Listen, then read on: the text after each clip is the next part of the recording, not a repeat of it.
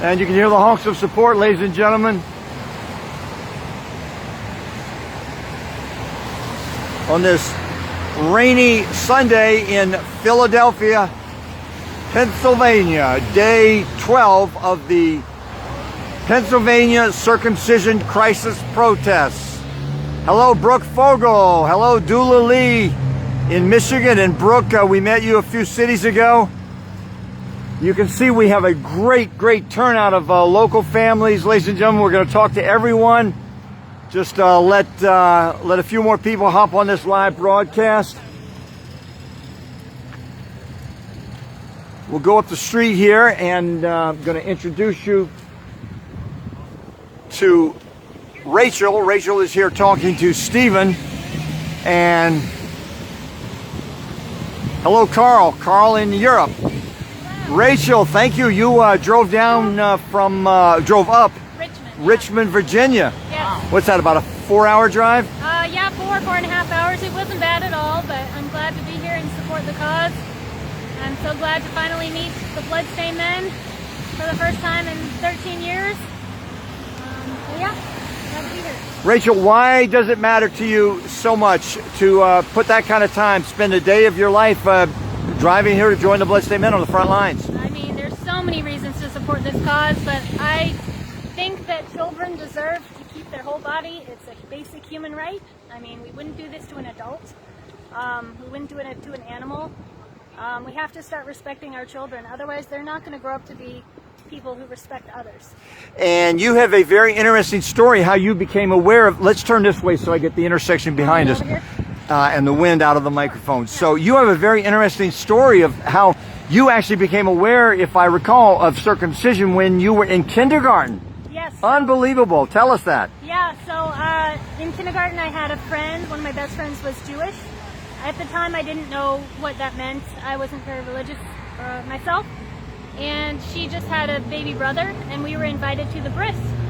And I didn't know what was going to happen, and I don't think my mom knew either. Otherwise she probably wouldn't have taken me. So they started doing it, and the baby started screaming, and I said to my friend, "What's going on?" She said, "They're cutting off part of his penis." And I said, "Why?" And she said, "To make it look better." And I immediately knew at that age something was horribly wrong. That's not normal.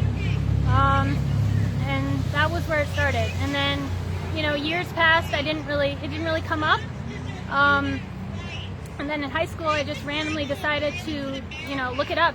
And I saw a video of the procedure, and I just sat there and watched the whole thing. I couldn't move. I was paralyzed. You know, it was horrific. I'd never seen anything like it before. And afterwards, I was just astounded. I was like, how can this possibly be going on and people not stopping it? How is this not illegal? I couldn't sleep for a whole week after that. I was so traumatized. And ever since then, I've been doing what I can to speak out, educate people. I have a son and a daughter. They're obviously both intact. They've never had a single issue, you know, no infections. So yeah, that's my story, and I'm going to keep speaking out until this ends. So in kindergarten, amazing. Live with the burden of that traumatic memory. Yeah. From kindergarten, and your little friend was also in kindergarten, and yes. She was being taught that it was normal. Yeah. But you never bought it. Thank you, Rachel. Thank you for coming down from Richmond, coming up, yeah. Driving north from Richmond, Virginia, to join Bloodstain men on the front lines of this crucial struggle for the rights of all children to be protected from genital mutilation. Thank you so much. I'm so glad to be here.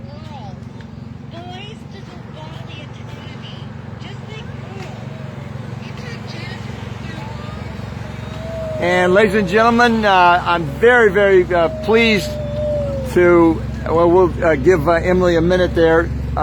Wrestling to get the baby out of the car seat. And here's Emily Oakes Norton and Mike Norton. Chris Norton, yeah. Excuse me, Chris. Hi. But you have brought your 4 children out here to the Bloodstain men protest. Yes, absolutely. So when we say Bloodstain men protests are family friendly, we mean it, don't we? Absolutely, 100%.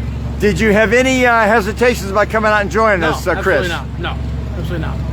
You guys are doing a great thing out here. So tell our viewers why you're here. Let's turn toward the intersection Okay. so that Yeah, sure. we keep the action in the camera. Well, I mean, I was circumcised as a baby. My mom decided to do that for me, and my wife, when we had our first son, brought the subject up to me, and I said, "Well, I'm willing to support whatever decision you want to make as far as that's concerned." And then she explained to me what happens when you're circumcised, and I decided that it was okay to not circumcise our first boy and then our second one. And you're getting a lot of hearts across the screen now, by the way. Oh yeah, our viewers are loving your statement. Great. I feel bad for anybody who's circumcised now, and I just want to do what I can to help with this whole system. It's so unfair. It is. It really is unfair. And really, I mean, when I was growing up, we were always taught that circumcised was the right way to go. And I remember even making fun of a fellow child who was not circumcised, and right around 6th grade or so. And me and my buddies were all, and he wasn't, and we actually laughed at him. And I feel so bad for that now, because that poor guy, he just wasn't circumcised, and he was the outsider of the group. And now it's well, he should have been the norm and not us. So I do feel bad for that, and I do feel bad for him, and I don't want anybody else to be harmed in this way. And as a dad, you have now 2 sons? 2 sons. And you can't even begin to imagine doing something that no, absolutely not. Cruel. No, it's cruel and depraved. It is. It really is. It's just, it makes no sense to put a baby who's just come out of the womb through that sort of trauma to now all of a sudden you're snipping parts of him off because it's pleasant or whatever. And I just don't agree with that at all. Thank you, Chris. You want to introduce us to your family now? Absolutely, absolutely. So, ladies and gentlemen, Chris and Emily have... Cora. This is, say it again. Cora. Spell her name. Cora. Cora. Cora, C-O-R-A. And that's... Matilda. Matilda, and I met Matilda earlier, and I think you said you call her Tilly. Her name is Tilly. And you're Emily. I'm Emily Norton, and this is our son Oakley. And Oakley was out here several years ago with us when you all came out. 2 years ago, he was in that little stroller, and now he's a walker. That very stroller. Yep. Very strong. And then your daughter's on the corner. We'll go meet your daughter. Let me talk to you. Let me talk to you first, though. Okay. Chris, remind me to talk to Alex on our way out. Is that okay to talk to Alex? Yeah. Emily, how did you become aware of this issue? Well, it's a long story, but basically I had a girlfriend when I was pregnant, Elisa, who said, not to put any pressure or make this awkward, but, circumcision not only isn't it necessary, but most of the world doesn't circumcise their newborn sons. And I said, what? I thought everybody did it. So I looked into it and pretty quickly found out not only wasn't it necessary, but that there are benefits to keeping your foreskin. So that sold me right away, and my husband was supportive. Now we have 2 intact sons. The oldest is actually a 7-year-old, and we haven't had a single issue. None. In these years of raising them with a foreskin, just wash it like a finger, no soap even, and they're fine. So no infections, no nothing. Thank you, Emily. Emily and Chris bringing their family out here to it's not too rainy a day. It's just a little mist. A little bit of mist here and there. Yep. But thank you for joining us here on the front lines. And Chris, you want to bring me down there and let's go meet your daughter. Yep.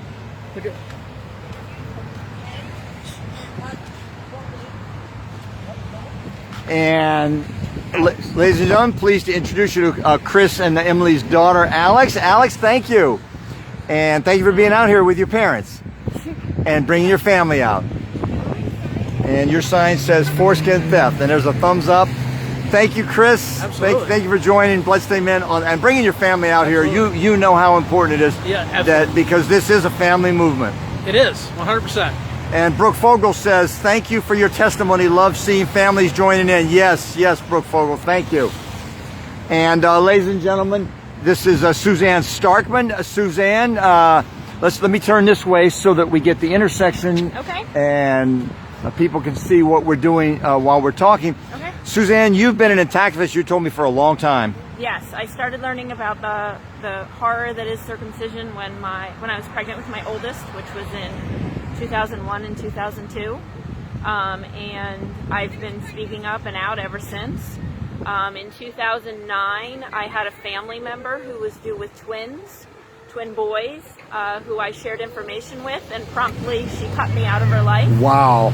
And Wow. I decided then that I was going to do everything that I could, since I couldn't save those. That hurt. babies. That hurt, didn't it? It was. I was very upset. Still not in contact. No, I don't have a relationship. Is that like your cousin? I don't want to say. Okay. So I decided, since I couldn't save those two, that I would speak up and out as much as I could. And I've been making posts about stuff. I've been commenting on message boards. I've been doing this longer than Facebook existed. And I still come across people, including last weekend, a couple who's due with their fourth baby, who they're considering whether or not to circumcise this one. And I was like, it's 2021. What is there to consider? And they were talking about how it's a religious thing, and I said, well, that's the Old Testament, and how they've made the mistake 3 times already. I said, well, so you're going to make the mistake a 4th time? So luckily the baby's not due for quite a while. My hope is that they come around. I think you told me you're in email contact with her. Yes. Suzanne Starkman, thank you. We're going to move on because I'm using a borrowed hotspot, and we have to accelerate today's clip. Thank you, Suzanne Starkman. Welcome. Bye. And I'm going to cross the street, ladies and gentlemen. We can cross here if you want. We got the light on our side. We'll go out and you can see this. It's a huge intersection, ladies and gentlemen, as you see every day on our protest schedule. On this particular part of this boulevard, the traffic comes in waves. So right now that street is empty, but in a minute there's going to be dozens and dozens of cars coming down. But you can see that's the way this intersection works. Let's talk to Mike. Mike, you drove down from Connecticut yesterday, joined the Bloodstain Men on the front lines for 2 days now. How's it feel to fight back, Mike? It feels great, actually, because I feel like I'm making a difference. If I could just save a couple, I'd be so happy. I would. And we know it's a barbaric culture in America that needs to stop. I have no problem with men getting circumcised when they're consenting adults, but forcing it on a baby and an infant is it's barbaric. Especially, there's no laws that protect the baby from pain. There's no laws that protect them from bodily autonomy either. It's a human right to have your body intact. and it's a total contradiction to what we were taught about American freedom. Exactly. I mean, it's just bizarre. It's amazing that the doctors can just get away with just disregarding the Hippocratic Oath too, because they're supposed to do no harm. You don't cut healthy tissue off for some perceived problem that might happen in the future, which is there's 90% of the world lives intact. What reaction are you seeing today from the motorists here in Philadelphia? It's a mixed bag. You see a lot of angry men that were probably angry. It's an emotional thing. No one wants to admit that they were harmed as a baby when they were helpless. Nobody wants to admit that their mother or father didn't protect them from this atrocity, really. So I understand that the anger you see in men when they drive by honking and flipping me off, telling me to get a job and all this other shit. But the bottom line being is, hopefully we're making a difference with people that do have a heart and do understand this is a mutilation. It is. And everybody has a right to their bodily autonomy. Girls are protected. There's laws in the books. It's for the same, circumcising a girl is basically the same as for a boy. They cut off the clitoral hood. Cut off the clitoral hood, which is the prepuce, the same thing on a male. And girls are more prone to urinary tract infections, one of the big ones that they always tell. So actually they would benefit more than boys would, because it's just amazing. But Thank you, Mike. We're going to move on because I've got a borrowed hotspot and we're on a time limit here. So, I think we're making a positive. And thank you for being here. And I know we will see you again on the front lines. We're going to be coming to New England next summer. That sounds good. I'll be there. Okay. Thanks a lot. Thank you. No, we're fine. We're fine. Yeah, we're good. We're good. And here we are, ladies and gentlemen. Catherine Franklin. This is quite a tour. This is day 12 of 15 that you have been on the front lines with Bloodstained Men. Your second tour, and you have told me that you want to do many, many tours next year with Bloodstained Men. Definitely. This issue is very, very important. And today has been a really great day. What reactions are you seeing? Oh, just people changing their minds in a 2-minute light cycle, like hanging out their windows, thumbs up, listen to this woman. It's been so positive and overwhelmingly great. And what keeps you so optimistic? Because you're always smiling. This is important, and I feel like we're heroes in a sense, because we're literally protecting boys in real time. Protecting boys in real time. So true. We'll talk to you again tomorrow. Thank you. Thank you. Hey, Brother K.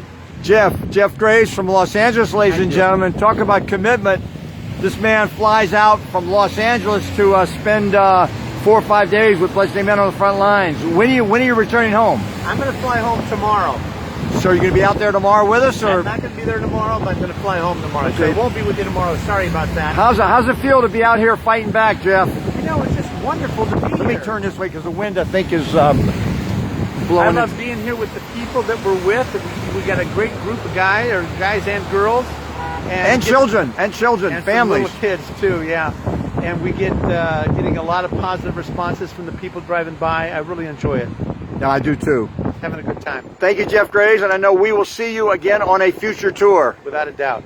Awesome.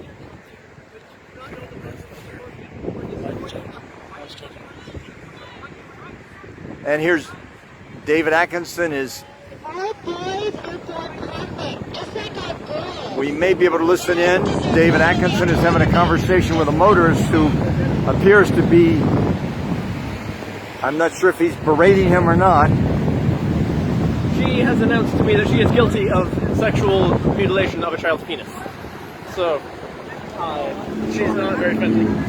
Okay. It's a natural part. Don't record me. Don't put me on camera. What's the problem, ma'am? My father's a lawyer. If you put me on camera without permission, I'll sue your ass. Okay, I promise. okay, we are I Bloodstained. promise. Let me give you our mailing address for the lawsuit. P.O. Box 73469, Davis, California. And we will look forward to your lawsuit. Thank your dad. Thank your dad for the lawsuit. So, ladies and gentlemen, we now have a lawsuit. This woman will bring a law. Her father is an attorney, and they're going to sue us. Chris, I am really looking forward to that lawsuit because we will win it. It's incredible. I'm glad you saw that. Me too. She was berating David Atkinson there for his sign, and then suddenly got very shy when I showed up with the camera. Yes, absolutely. Mike, let me stand up here, and if I can get face, there we go. I got the. You have joined Bloodstained Men for the last week of this tour. Mike, how's it feel to be on the road crew and touring with Bloodstained Men? It feels pretty good. It's nice to do something about it, you know? I gotta say today's pretty cold and wet, and the wind's pretty strong, but it still makes me happy to be out here because I get to actually do something, you know? It's nice. And what are you feeling about the reactions we're seeing here in Philadelphia? You know, there have not been a lot of people flipping us off today. There have not been a lot of negative things that I've seen so far toward me. So there have been a few thumbs ups and a few fist pumps, some of the head nods, you know. And I met a man earlier who said he was from the Dominican Republic, and he and I talked about how ridiculous circumcision is. He says they don't do it down there, and of course, I imagine if he has a family, he probably did not do that to his family. So it was nice to meet him and talk to him. And then he taught me a little history lesson about the Dominican Republic and Haiti, which was nice too. So some bonus information there. And Mike, you will be with Bloodstained Men through the end of this tour. So today is day 12. So we have 3 more days on the front lines. Yes. And we'll talk to you again tomorrow. Thank you, Mike. Yeah. And Wendy, I see you watching. Thank you, Wendy. Joined us a few days ago on the front lines. There's Nick, ladies and gentlemen. Circumcisers belong in prison. The circumcision industry wants your son. Thank you, Nick. we're going to go out, and here they come with the big sign, the big banner.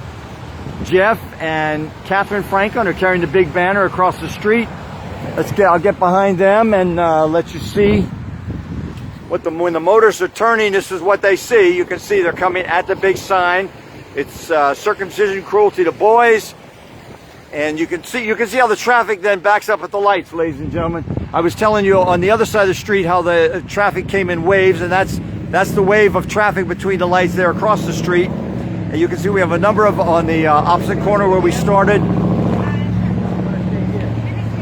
We're going to go around and talk to some more people and then wrap up this live broadcast because I'm on a borrowed hotspot, which I appreciate greatly. Absolutely.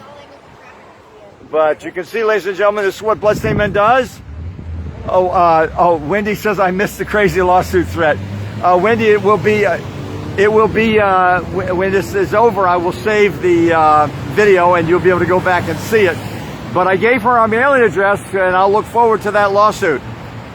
We will look forward to that lawsuit, because any lawsuit will bring this issue into the courts, and we would love to get this issue of male genital mutilation into the courts in the United States. Well, I believe there's no escalation of privacy, and when you're in public, so reporting somebody you're not breaking any laws. Right, and she was berating one of the protesters for his signs, so it's fair. Absolutely. It's fair to ask her why. Why? And suddenly she got very shy. Very shy. We've had people flip us off on the front lines, Chris, and when I pull out my camera to get a picture of them, they suddenly get very shy. Well, and then she was recording us, of course, too. He doesn't want to be on camera. But she was recording us as well, too, if you didn't notice that. Yeah, I did. Yeah, I thought that was interesting. Well, hopefully she posts that on social media. I hope so, too. And ladies and gentlemen, this is Stephen. Hey. And I'm going to go over here and see. Stephen, can you turn toward us there? Okay, so you've got, I'm not going to show actually your top poster, because that's the picture that gets people banned on Facebook. Yeah. Circumcision is sexual mutilation. I did not consent. Stephen, you did not consent. Right. It's not right to do that to a man when he's a child. Yeah, it was forced on me when I was a baby. So, yeah, I was violated. I think I was violently raped, assaulted, invaded. Well, thank you for being out here, Stephen. You came out from Indiana, and I know that you're going to have to be returning home tomorrow. Yeah. You're going to be out here with us tomorrow, or you got to head home in the morning? I think I could come to tomorrow morning, yeah. Great, wonderful. All right, we'll talk to you again tomorrow then. Thank you, Stephen. Right, and ladies and gentlemen, we've just about done the revolution of this intersection. We'll stop and talk to Luke Artanis, but you can see the traffic coming in waves now, just as I told you how it happens. This is such a complex intersection with so many, it's just amazing. It appears to be only the crossroads of Grant Avenue and Roosevelt Boulevard, but there are multiple lanes for each of these highways. It's just or certainly for Roosevelt. And actually, I think we can cross here. It looks okay. We don't have the lane on our side, but it's all empty. And ladies and gentlemen, Cool Hand Luke. We have talked to him many, many times over the last 5 or 6 years. Luke, do you ever get tired of protesting? Yeah, but then I just do it again. So it's exhausting, isn't it?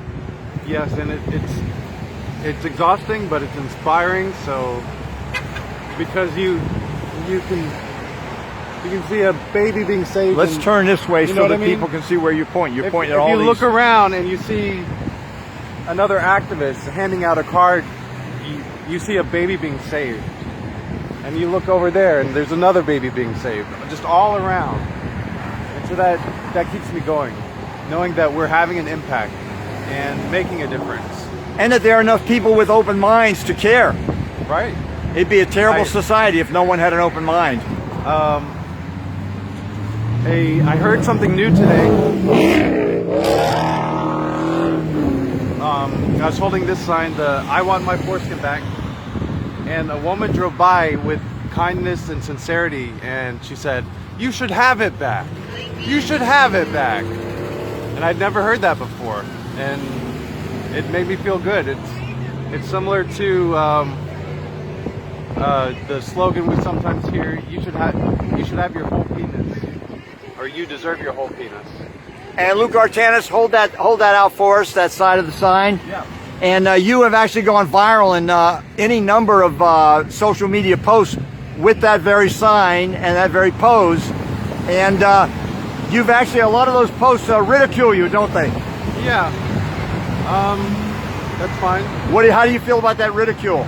Well, one of the reasons I like this sign a lot is because it explains to people that we are survivors of genital mutilation, because otherwise they assume that all of us here are intact, and they'll pull up and say, "Are you circumcised?"